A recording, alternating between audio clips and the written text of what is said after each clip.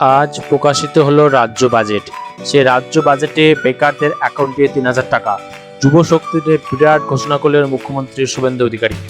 ভোটের আগে রাজ্যে বিজেপি সরকার প্রতিশ্রুতি দিয়েছিল যে তারা ক্ষমতায় এলে আগের সরকার চালু করা যুব সাথী বন্ধ করে যুব শক্তির ভরসা কার্ড দেওয়া হবে এবং সেখানে ৩,০০০ টাকা করে অর্থ সহায়তা মিলবে। তবে সরকার গঠনের পরেও এ নিয়ে কোনো নামগন্ধ দেখা যায়নি।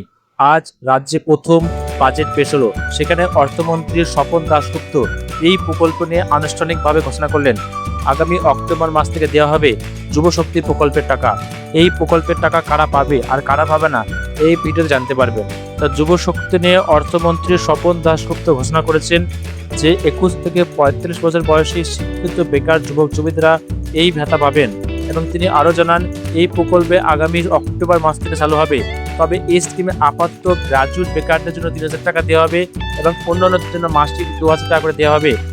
তবে কিছু শর্ত রয়েছে।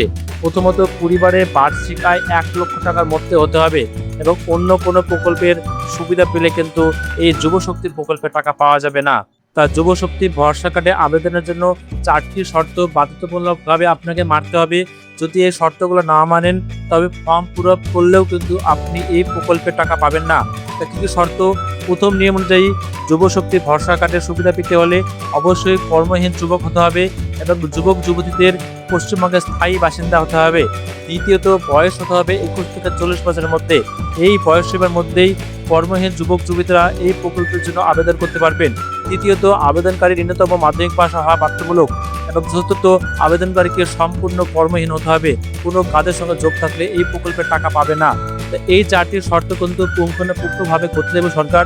৪টি শর্ত পূরণ করলেই কিন্তু আবেদনপত্র জমা নেওয়া হবে এবং আবেদন জমা দেওয়ার পরের মাসে কিন্তু আপনারা ৩,০০০ টাকা পেয়ে যাবেন এবং প্রতিযোগিতামূলক পরীক্ষার প্রস্তুতির জন্য ১৫,০০০ টাকা করে পাবেন। যুব শক্তি নিয়ে আপনাকে ভালোভাবে বুঝতে গেলে, যুব শক্তিতে আবেদন করতে গেলে আপনাকে ২৫ থেকে ৪০ বছর হতে হবে এবং আপনাকে কিন্তু যদি আপনি গ্র্যাজুয়েট হন সেক্ষেত্রে ৩,০০০ টাকা এবং যদি আপনি মাধ্যমিক পাস হন সেক্ষেত্রে ২,০০০ টাকা পাবেন এবং সকল পরিবারের যেন আয় ১ লক্ষ টাকার কম হয় এবং যারা অন্য কোনো সামাজিক প্রকল্পের টাকা পান সেই প্রকল্পের টাকা যদি পরিবার পায় তবে কিন্তু এই প্রকল্পের টাকা কিন্তু আপনারা পাবেন না।